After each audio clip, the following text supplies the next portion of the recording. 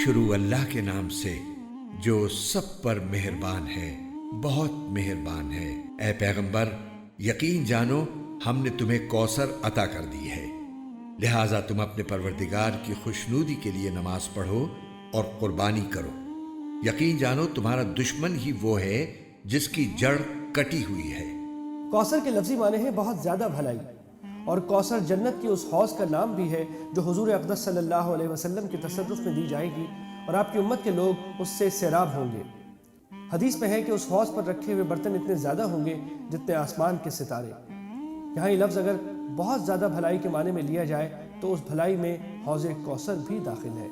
قرآن کریم میں اصل لفظ ابتر ہے، اس کے لفظی معنی ہے جس کی جڑ کٹی ہوئی ہو، اور عرب کے لوگ اس شخص کو ابتر کہتے تھے جس کی نسل آگے نہ چلے، یعنی جس کی کوئی نرینہ اولاد نہ ہو۔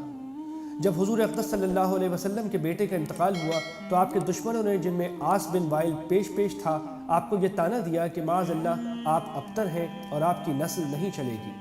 اس کے جواب میں اس آیت نے فرمایا ہے کہ آپ کو تو اللہ تعالیٰ نے کوثر عطا فرمائی ہے، آپ کے مبارک ذکر اور آپ کے دین کو آگے چلانے والے تو بے شمار ہوں گے، ابتر تو آپ کا دشمن ہے جس کا مرنے کے بعد نام و نشان بھی نہیں رہے گا۔